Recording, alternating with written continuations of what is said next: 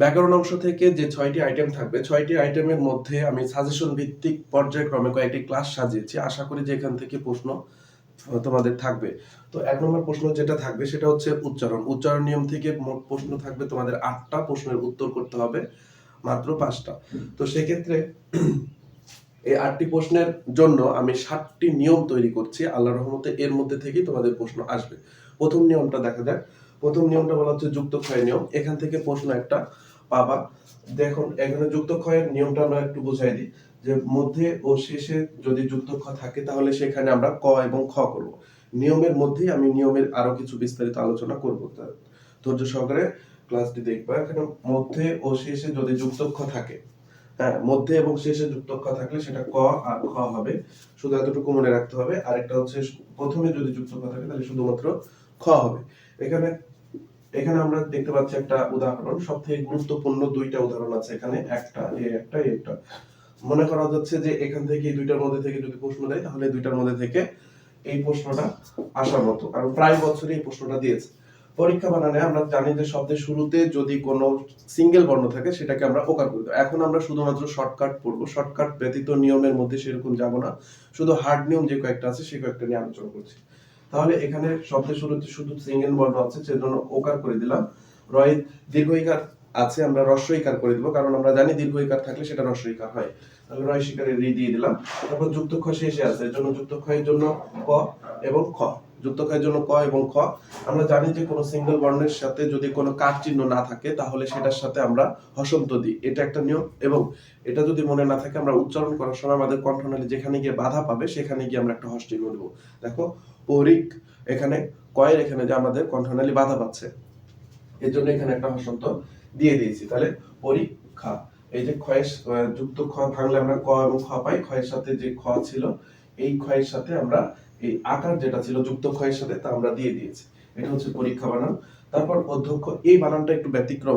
Basic নিয়মটা হচ্ছে যুক্ত ক্ষয় নিয়ম করছি। দ প্লাস ধ হয় এবং যুক্ত খ থাকলে ক প্লাস খ হয়। দেখো ওদ, ওদ দয়ের নিচে আমরা থেমে যাচ্ছে, এর জন্য দয়ের নিচে একটা হসন্ত দিব, ওদ। তারপর ধকার ক, অধ্যক্ষ, অধ্যক্ষ কয়ের নিচে একটা হসন্ত দিব, অধ্যক্ষ খকারে খ, অধ্যক্ষ।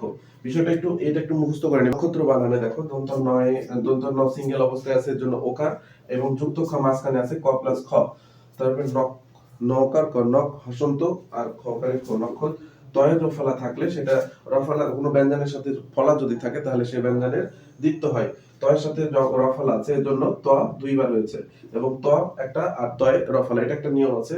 তয় রফলা থাকলে সেটা ত প্লাস তয় রফলা এটা হয়, ঠিক আছে। এটা একটা নিয়মের মধ্যে পড়ে। তো যেখানে দেখবা নক্ষত্র বা ছাত্র, তার ঠিক আছে, পাত্র, এইগুলো বানানে সাধারণত ত প্লাস তয় রফলা হবে, ঠিক আছে।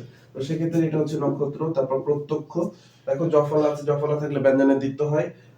আমি যেগুলো নিয়ম বলছি এগুলো রিপিট বাই রিপিট, এক এক প্রত্যেকটা বানানের মধ্যে এক একটা নিয়ম এক একটা নিয়মের মধ্যে সীমাবদ্ধ থাকবে। তো প্রত্যক্ষ এই বানানটা দেখলে বুঝতে পারবা। পয়ের রফলা যদি শব্দের শুরুতে থাকে সেটাকে ওকার করে দিতে হয়, ঠিক আছে। এটা ওকার করে দিয়েছি। তয়ে রফলা থাকছে, এজন্য ত প্লাস তয় হসন্ত প্লাস তয় গেলে তো একটা, আর যুক্ত খ থাকলে ক প্লাস ক হয়, ক প্লাস খ। আশা করি যে নিয়মটা বুঝতে পেরেছো। এই যে চারটা 1 2 3 4 5 এই পাঁচটা দিয়েছি অযুক্ত খ থেকে। আশা করি যে যুক্ত খ থেকে প্রশ্ন আসলে এর ভিতর থেকে প্রশ্ন কমন আসবে। নিয়ম নাম্বার 2 নম্বর নিয়ম দেখো, ইয় প্লাস বর্গীয় জ।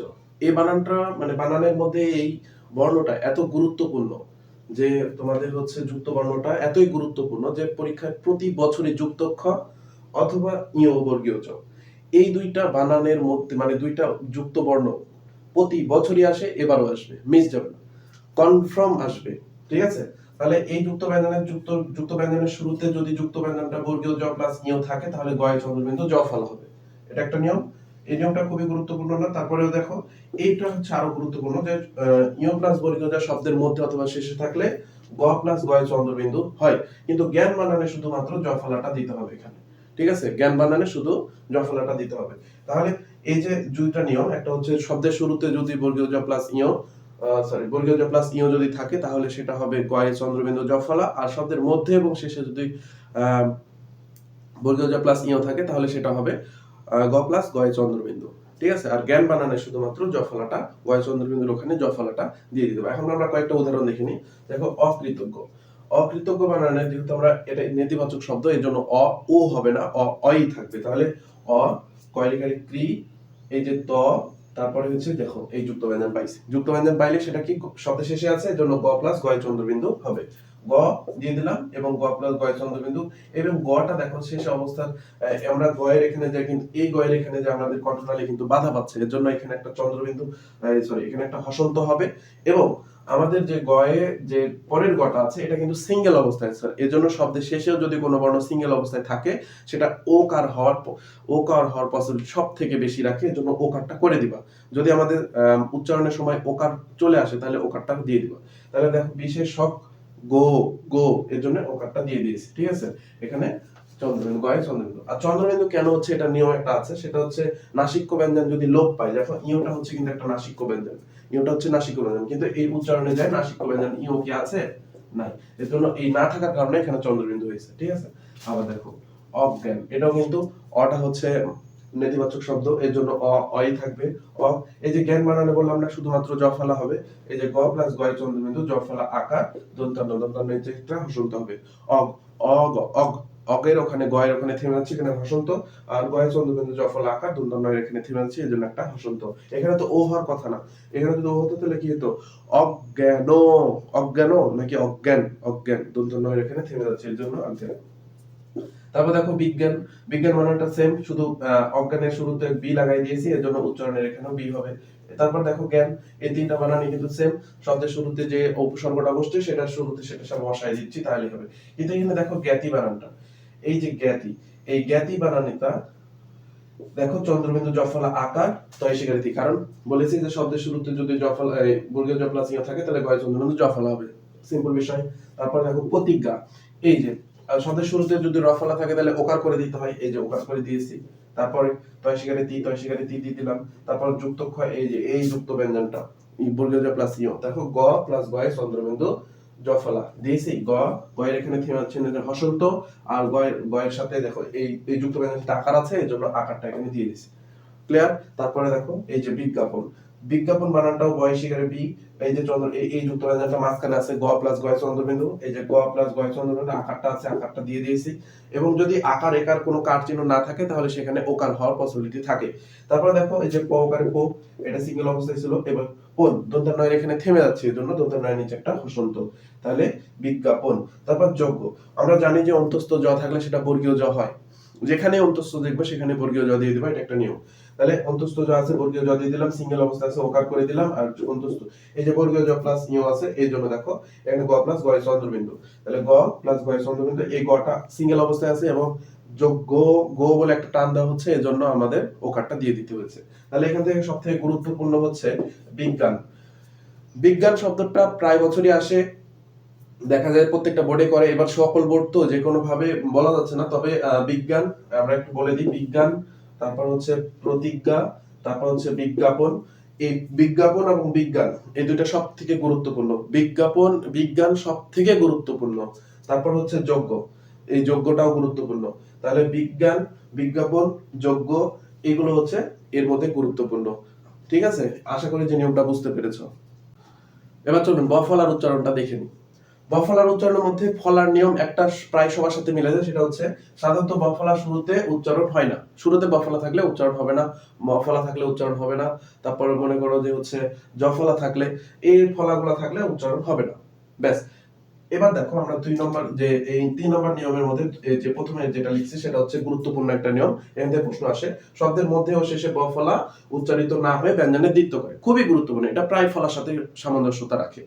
কি বলছে, শব্দের মধ্যে এবং শেষে যদি মধ্যে থাকে কোনো ব ফলা সেটা আবার দুইবার উচ্চারণ হবে, যার সাথে থাকবে সেটা দুইবার হবে।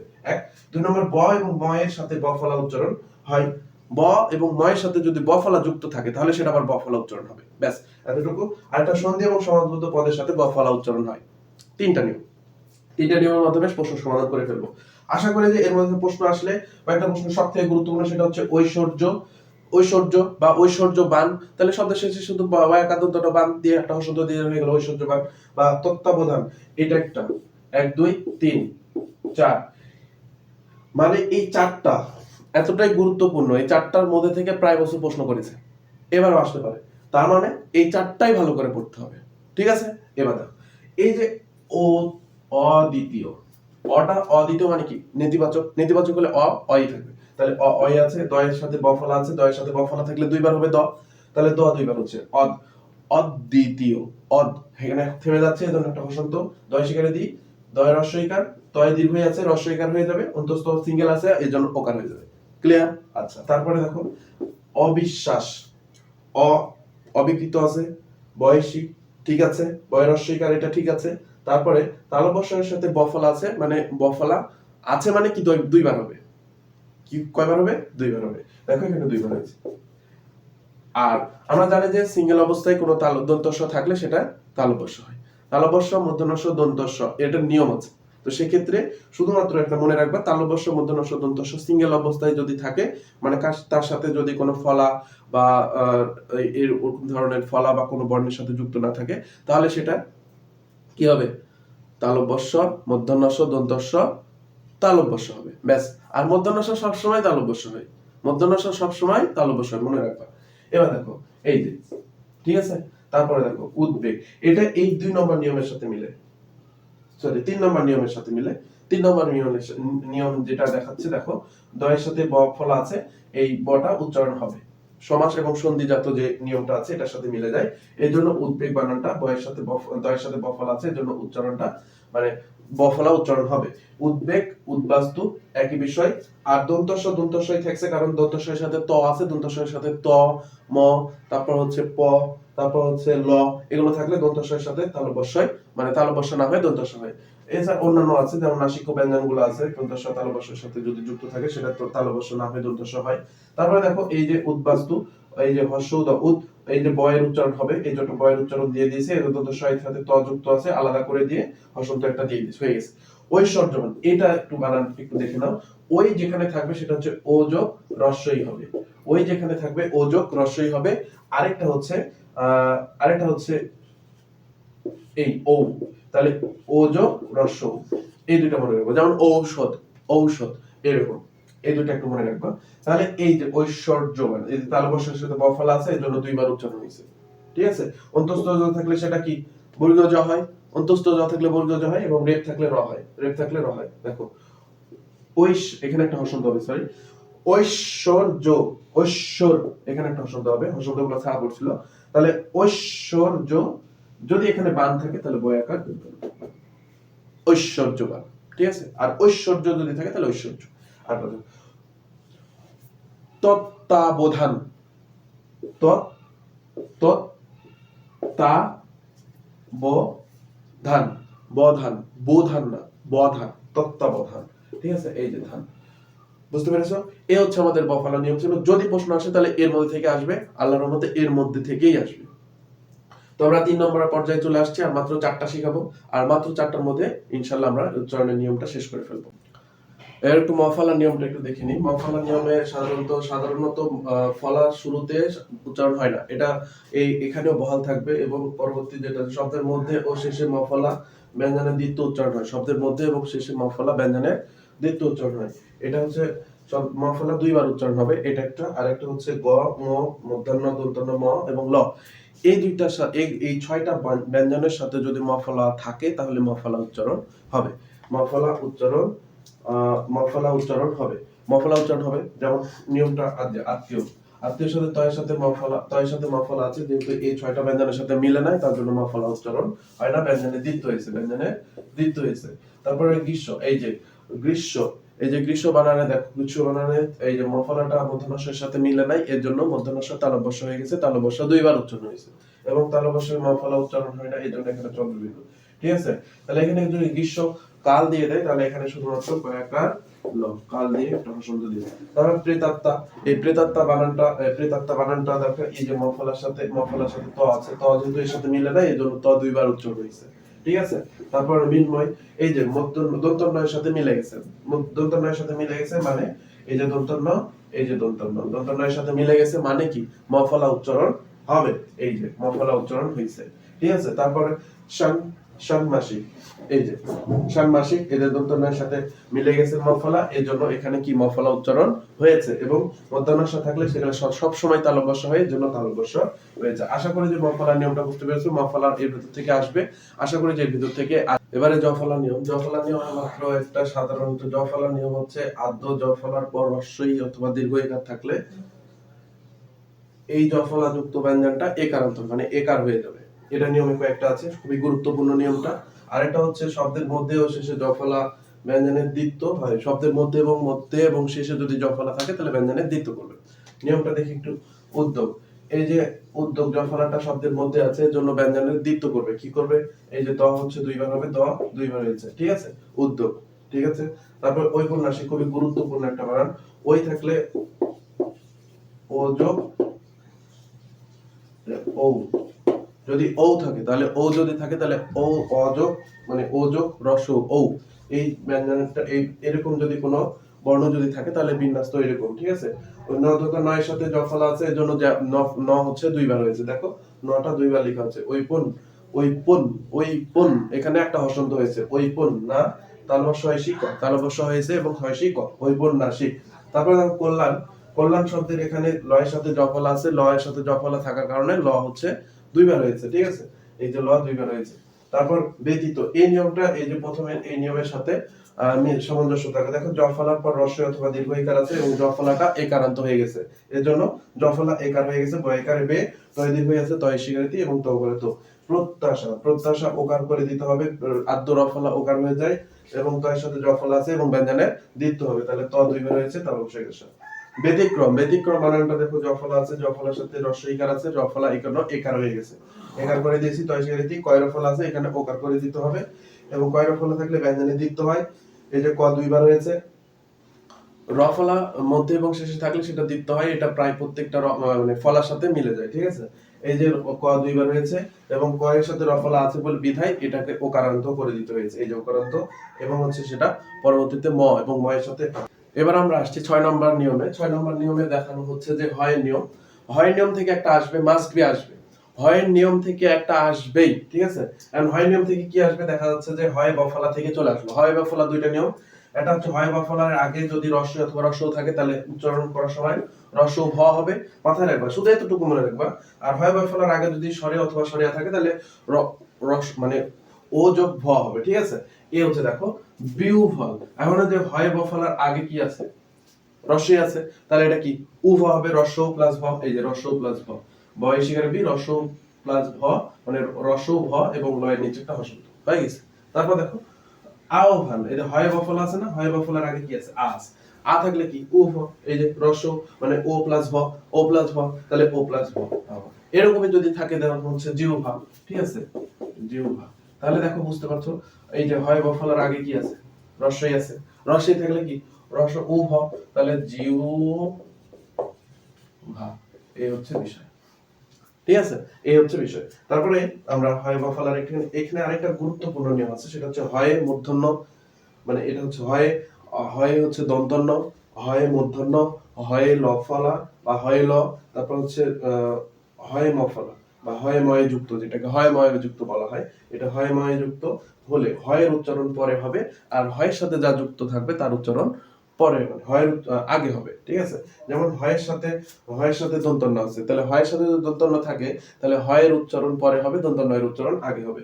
যেমন এরকম আমরা একটা উদাহরণ দিই, দেখো চিহ্ন বা চিহ্ন বা চিহ্ন, আমরা অনেকে চিহ্ন বলি কিন্তু উচ্চারণ কি চিহ্ন, কারণ হয়ের উচ্চারণ পরে হবে, তাহলে জয় শিকারে চি দন্তন্য চিহ্ন করে হো, তাহলে চিহ্ন। এরকম সেম বিষয়টা দেখো, এই যে অপরাহ্ন, অপরাহ্ন হকারে হো, হয়ের উচ্চারণ পরে, দন্তনের উচ্চারণ আগে, অপরাহ্ন, এটা তো কোনো সমস্যা নাই। তারপর দেখো ব্রাহ্মণ, হয় ময় যুক্ত থাকে, এই যুক্ত ব্যঞ্জনকে আমরা যদি ভাঙি তাহলে হ প্লাস ম, তাহলে এই ময়ের উচ্চারণ আগে হবে, হয়ের উচ্চারণ পরে হবে, তাহলে কি এই যে হয় ময়ের উচ্চারণ আগে হয়েছে, হয়ের উচ্চারণ পরে হয়েছে, বয়ের ফলা আকার ব্রাহ্ম, হকার দন্তন্য ব্রাহ্মণ। তারপরে এই যে মধ্যাহ্ন, সেম, কিন্তু ধয়ে জফলা থাকলে দ প্লাস ধ হয়, আমি বলে দিলাম।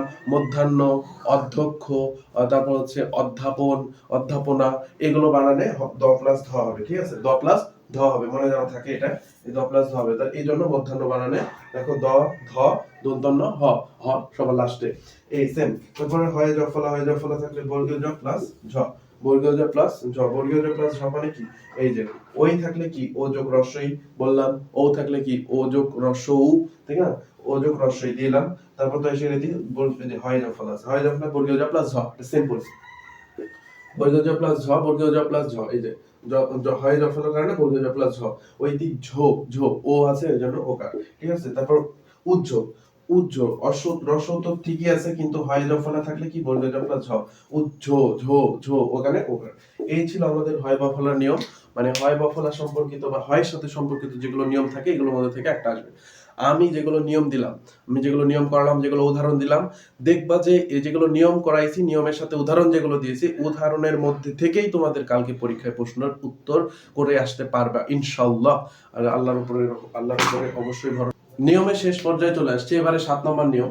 7 নম্বর নিয়ম, তালব্য মধ্যস্ব দন্তস্ব থাকলে তালব্য হবে, সিঙ্গেল অবস্থায় যদি থাকে, ঠিক আছে। সিঙ্গেল বলতে আকার একার অস্বীকার এগুলো সমস্যা নাই, কিন্তু ওর সাথে কোনো যুক্ত ব্যঞ্জন যুক্ত না থাকলে, এটা একটা একদম সিম্পল। আরেকটা হচ্ছে তালব্য মধ্যস্ব দন্তস্ব এর সাথে র, ল, দন্তন্য, ত, থ, প এগুলো যদি যুক্ত থাকে তাহলে সেটা দন্তস্বয়ে রূপান্তরিত হবে। আরেকটা বিষয়, রয়ের কিন্তু আরেকটা রূপ আছে, সেটা হচ্ছে রেফ, আর এটা হচ্ছে রি।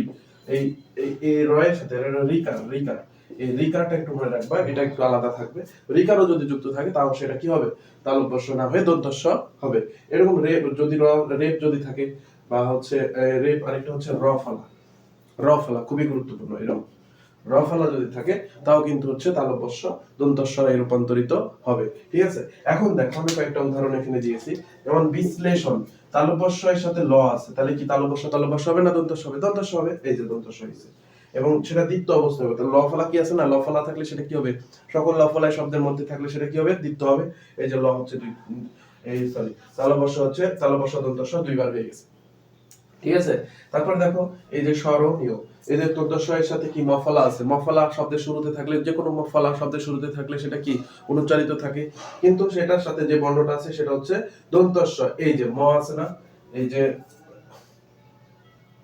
ম, ম কিন্তু এর মধ্যে নাই, সরি ম কিন্তু এর মধ্যে নাই, এর জন্য দেখো দন্তস্ব কি হয়ে গেছে, তালব্য হয়ে গেছে, দন্তস্ব কি হয়ে গেছে, মানে এই প্রথম নিয়মটার সাথে মিলছে, ঠিক আছে, প্রথম নিয়মটার সাথে মিলছে। মানে প্রথম নিয়মটা মানে কি, এই যে তালব্য মূর্ধন্য ষ দন্তস্ব এই কয়টা ব্যঞ্জন ব্যতীত অন্য কোনো ব্যঞ্জনের সাথে যুক্ত থাকলে বা কোনোভাবে মানে থাকলে সেটা আর কি কি হবে, দন্তস্ব হবে, এই সরি তালব্য হবে। আর কিন্তু যদি এগুলোর সাথে থাকে তাহলে দন্তস্ব হবে, মনে থাকবে। এই হচ্ছে বিষয়টা। এবং দেখো সহস্র, সহস্র বানানটা দেখো দন্তস্ব সিঙ্গেল অবস্থা আছে, এটার সাথে মিলছে, এবং দন্তস্ব র তার মানে কি এটার সাথে মিলছে, ঠিক আছে। তার মানে দন্তস্বের সাথে রফলা আছে, রফলা থাকলে সেটা কি ব্যঞ্জনে দ্বিত্ব হবে, দন্তস্ব দুইবার হয়েছে, এবং সেটার সাথে রফলা আছে ওই জন্য ওকার হয়ে গেছে, ঠিক আছে। এই যে তালব্য দেখো দন্তস্ব শব্দের শুরুতে আছে সিঙ্গেল অবস্থায়, কিন্তু তালব্য হয়েছে, মনে পড়ছে বিষয়টা। তারপর দেখো ভবিষ্যৎ, এই বানানটা খুবই গুরুত্বপূর্ণ। ভবিষ্যৎ বানানটা দেখো ভ করে ভো বয়সী, এই যে মধ্যনস্য আছে, মধ্যনস্যের সাথে কি মধ্যনস্য শব্দের মধ্যে আছে এবং এর সাথে রফল আছে, কিন্তু অন্যান্য কিছু নাই। তার মানে কি রফল আছে মানে ব্যঞ্জনের দুইবার হবে, ঠিক আছে। এই যে ব্যঞ্জনের দুইবার হয়েছে, এবং সেটা তার দন্তস্ব থাকলে, মধ্যনস্য থাকলে সেটা কি হয়, তালব্য হয়, তালব্য হয়, এর জন্য সেটা তালব্য দুইবার হয়েছে, ঠিক আছে। তারপর অসীম বানানটা দেখো নেতিবাচক শব্দ, এই জন্য অবিকৃত অবস্থায় তালব্য, তালব্য দন্তস্ব আছে, এই জন্য এখানে কি হয়েছে, তালব্য হয়েছে প্রথম নিয়মের মধ্যে। এবং আবৃত্তি, আবৃত্তি শব্দটা একটু দেখবা, এটা একটু গুরুত্বপূর্ণ আছে। আমি যেগুলো দিলাম, আমি আমি এই উচ্চারণের নিয়মে যেগুলো দিয়েছি আল্লাহর রহমতে এর মধ্যে থেকেই প্রশ্ন হবে। আশা করি যে এর মধ্যে থেকে তোমরা কমেন্ট পাবা। ধৈর্য সহকারে যারা ক্লাসটি করেছো তাদেরকে সবাইকে ধন্যবাদ।